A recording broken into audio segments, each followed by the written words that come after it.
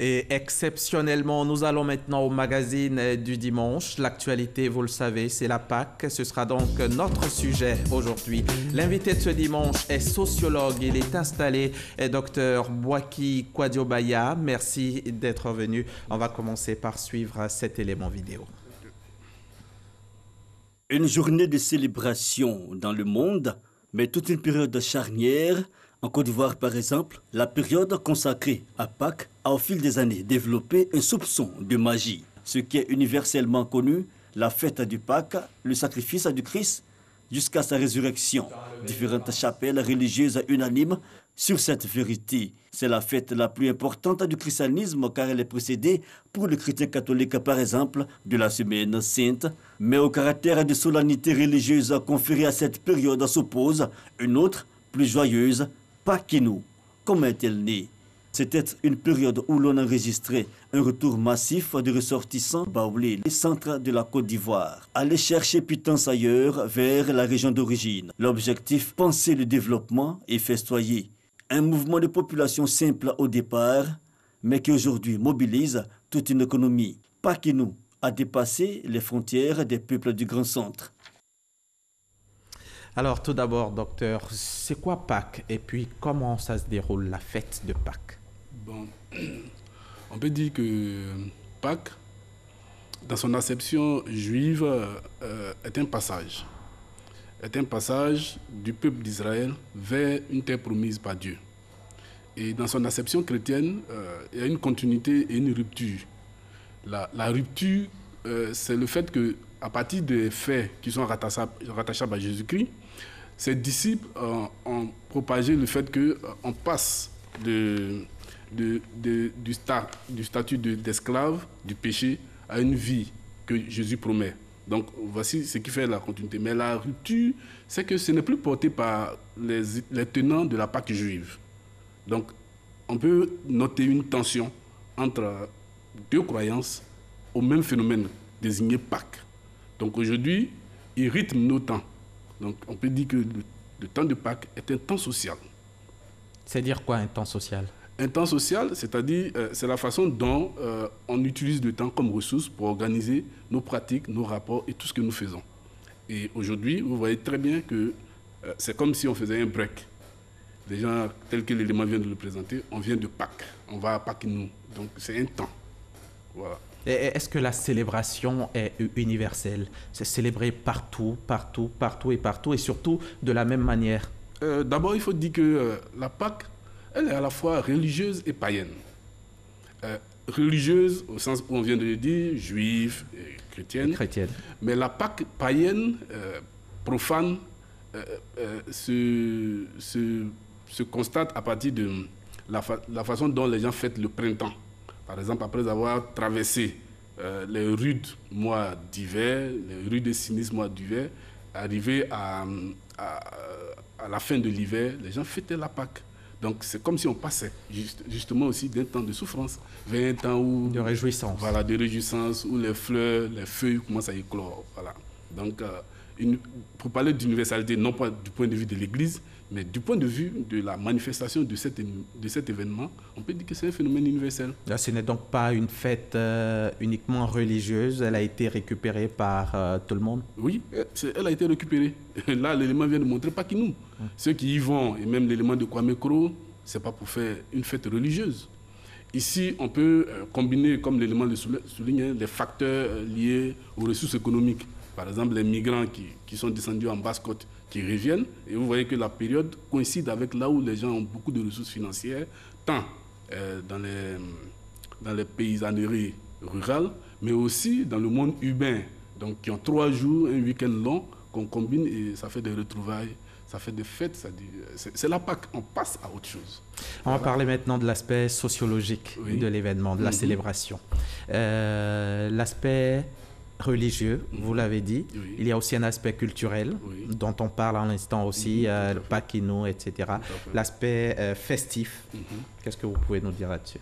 Bon, au plan festif, vous voyez que la Pâque est bel et bien récupérée en dehors de la foi en la résurrection elle-même, du moment où les gens arrivent à se structurer avec, cet événement avec ce temps que l'Église donne, mais qui est récupéré pratiquement par l'État également, parce que l'État décrète même le lundi de férié. On va y revenir tout à l'heure, les lundis comme férié. Donc c'est un phénomène qui impacte, qui structure nos temps.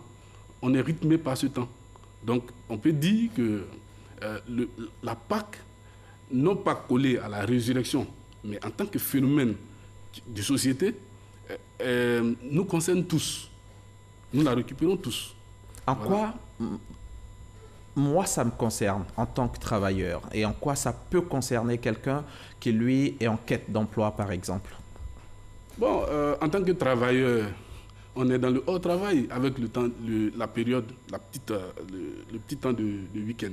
Par exemple, le lundi prochain. Sauf que mon cas n'est pas véritablement cela. Oui, mais c'est pourquoi on parle de sociologie, c'est pas individualisé. Bien sûr. La tendance actuelle, c'est que tout le monde voit un long week-end. Oui. Mais vous avez une autre façon d'organiser votre temps.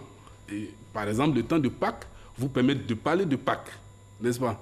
Vous n'aurez pas pu le faire peut-être il y a une semaine, puisque c'est Pâques. Donc, du coup, avec tous les éléments, vous voyez que vous articulez toute l'actualité autour de Pâques. Donc, ça vous impacte dans votre travail, même si vous ne vous reposez pas. Mais il y en a qui s'inscrivent dans le hors travail. Parce que le lundi de Pâques, bien sûr, lundi, depuis vendredi d'ailleurs, ils disposent de leur temps, de leurs ressources, dont ils organisent leur temps, non plus en fonction du travail, du rapport à un travail donné. Mais ils en disposent. C'est pourquoi, par exemple, ils peuvent aller à l'intérieur du pays, retrouver les parents qu'ils ont laissés, ainsi de suite. Et puis, bon, organiser certaines retrouvailles, des activités festives, et ainsi de Donc, suite. qu'on soit chrétien ou pas, on est tous influencés quelque part par la période pascale. Oui, on est influencé par toutes ces fêtes, qu'elles soient chrétiennes Ou pas. ou pas.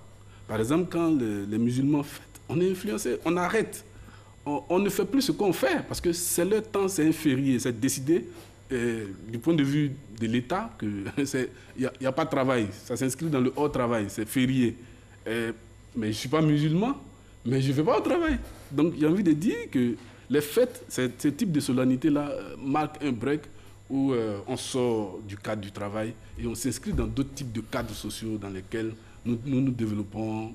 On n'a pas toujours l'occasion de vraiment se manifester là-dedans. Voilà. Est-ce qu'on peut dire que c'est un phénomène politique? Bien sûr, comme je le disais tout à l'heure, le jour férié fixé par exemple pour lundi, demain lundi, on aurait pu le fixer vendredi. C'est l'État qui décide. Parce que lundi, c'est le lundi de Pâques. Oui, mais des études économiques ont bien montré que lundi est plus rentable que vendredi. Et vendredi aurait arrangé les chrétiens qui font le chemin de croix, plus que le lundi. Mais le lundi, il se repose après avoir fait la fête la veille. Reposer. Il faut digérer. Il passe à autre chose, pas se reposer en tant que tel. Ah. Les loisirs, par exemple, vous avez montré la plage. Demain, allez voir la plage. Demain, allez voir dans les champs d'EVA, il y a ce qu'on appelle la Galilée dans l'église catholique. D'accord. C'est pas du repos du tout, mais c'est du hors travail. Là-bas, on se libère, on se défoule. Et puis mardi, on rentre dans le travail. C'est aussi un phénomène économique? Oui. Du point de vue de la consommation, toutes les publicités sont arrimées à l'événement Pâques. Quand vous prenez les transports, avec l'événement Pâques qui se déroule, mais les transports sont saturés à cause des retours vers les lieux d'origine, les villages d'origine, ou les villages où on veut se retrouver, où on veut passer du travail au hors travail. Donc je pense que c'est un phénomène économique pour ne pas trop développer. Et là, on parle aujourd'hui de Paquino. Paquino qui n'a rien de religieux. On parle d'exode des Baoulés. Même si il n'y a pas que les Baoulés qui font Paquino quand même. Oui. Paquino était un bel exemple de récupération de l'événement Pâques qui repose beaucoup plus sur des facteurs sociaux, beaucoup moins religieux. Ici, je l'ai déjà évoqué, il y a le fait que quand on est dans la période d'avril, mars-avril, là où Pâques se fait régulièrement, parce que Pâques aussi n'est pas fixe, il n'y a pas une date fixe comme le Noël, le 25 décembre. Ça coïncide avec le fait que les populations aient emmagasiné un ensemble de ressources économiques quand même. Et puis, un long week-end, généralement, les gens programment même des obsèques à Pâques, parce que c'est un temps où il est beaucoup plus favorable. Il ne pleut pas, parce que dans notre contexte ici, la pluie est un handicap pour certaines activités champêtres, le déplacement dans les provinces, puisqu'il n'y a pas de route en tant que telle. Mais là, on est à une période où les routes sont praticables parce que moins humides, beaucoup plus sèches, il y a beaucoup de poussière, certes, mais ça favorise le déplacement. Et du coup, les retrouvailles, ça crée un côté festif. Les gens se défoulent un peu, se dégagent un peu. Consomme beaucoup. Voilà, consomment beaucoup également. Beaucoup, parce que les rencontres sont un peu ritualisées, un peu solennisées quand même. Et la nourriture et la boisson. Absolument, absolument. Ça permet de, j'ai envie de dire, de passer d'un mode dans lequel nous vivons à un autre. On était concentré sur les activités économiques, le travail, et ainsi de suite. Là, on a 3 jours, on défoule, et puis après, allez, on retombe dans... Mais pour ça, il n'y a pas de Pâques, il y a d'autres périodes. Il y a Noël, par exemple. Oui, Noël, vous savez, d'un point de vue anthropologique, c'est impossible de vivre sans les rites. Mais les fêtes religieuses ont souvent des correspondances anthropologiques et sociologiques. Par exemple, quand vous prenez Noël, ça coïncide avec la naissance, qui est quelque chose que nous vivons. Quand vous prenez la Toussaint, la mort, nous tous, on voit des gens mourir. Par contre, la résurrection est un fait qui ne colle pas beaucoup avec les activités profanes, parce qu'il n'y a pas beaucoup de résurrections qui s'opèrent. Bon, en parenthèse, c'est ce qui s'est passé en Afrique du Sud, mais ce n'est pas un phénomène qu'on vit au jour le jour. Mais ce qui est très intéressant, c'est que la Noël, son nom ne le dit pas, mais c'est une Pâque. Quand vous regardez la façon dont on s'active, parce qu'on doit passer d'une année à l'autre, mais c'est toute une Pâque qu'on prépare. Quand on rentre au 1er janvier, on fête. Parce qu'il y en a qui ne croient pas qu'ils vont arriver à l'année qui va suivre. Donc vous voyez qu'il y a c'est comme... une Pâque, vous dites, oui, une sorte de résurrection. Oui, c'est une sorte... C'est-à-dire le fait de passer d'une année à une autre, c'est quelque chose d'inespéré. Donc on espère pouvoir y rentrer, puisque bon, avec les mouvements religieux, il y a beaucoup qui prophétisent que tu ne pourras pas rentrer. C'est donc une renaissance peut-être, on va dire. Exactement. Donc comme le printemps dans l'Europe médiévale, vous voyez bien que maintenant, la nouvelle année, le fait de rentrer dans une nouvelle année est une sorte de Pâque. Mais sauf que le terme consacré pour la Pâque, c'est la résurrection. Sinon, on peut appeler tranquillement le passage du 31 au 1er janvier une Pâque. Ça fonctionne exactement comme une Pâque. On passe d'une année à l'autre. Les vœux, bon, on dit tout ce qui t'est arrivé l'année passée de mauvais, on laisse tomber, on doit avoir de nouvelles choses.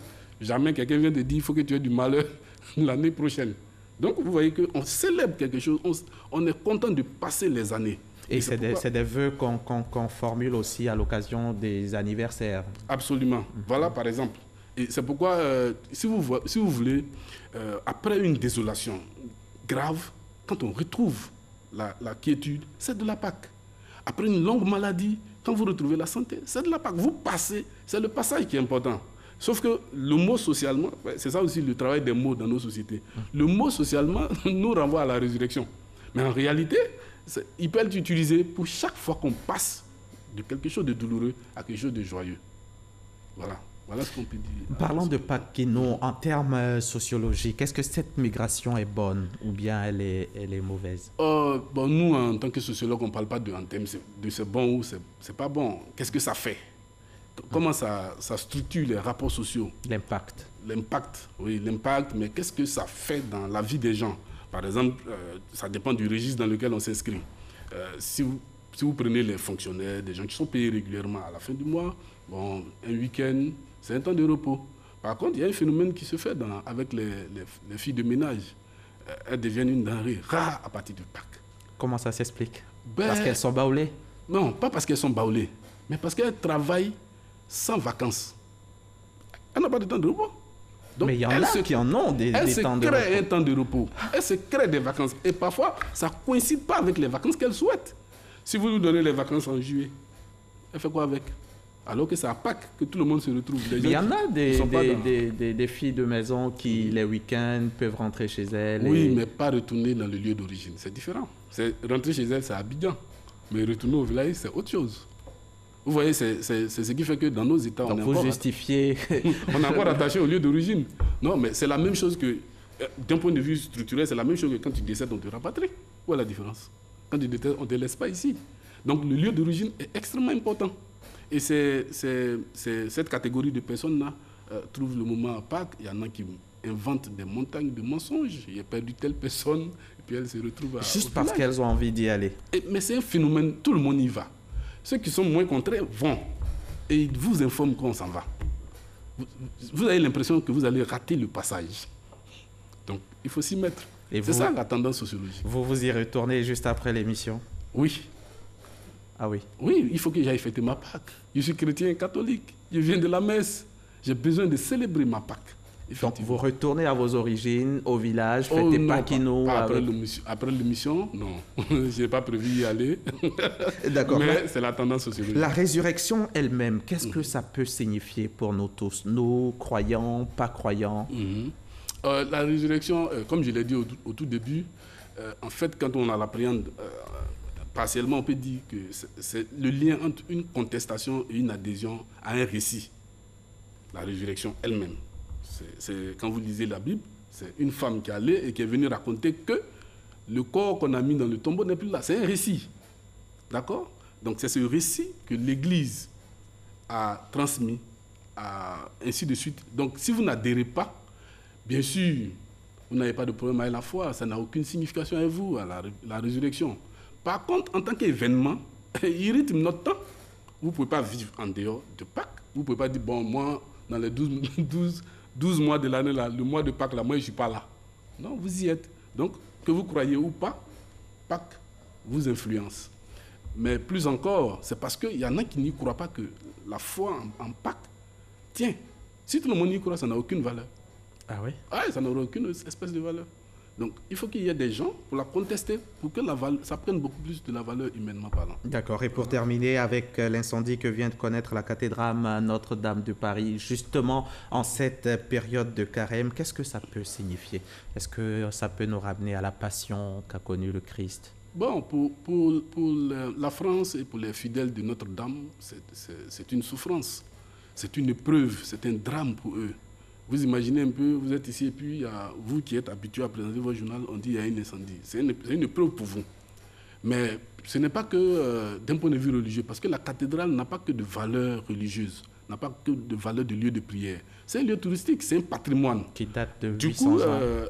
d'un point de vue politique, d'un point de vue émotionnel, même des gens qui ne sont pas chrétiens catholiques, qui sont déjà passés par là, subissent ça émotionnellement. Donc, il y a cette dimension religieuse, certes, il y a cette dimension émotionnelle proche de la foi catholique, mais il y a aussi ceux qui sont plus loin, qui vivent ça comme un drame. Et vous avez remarqué, les dons fusent de partout.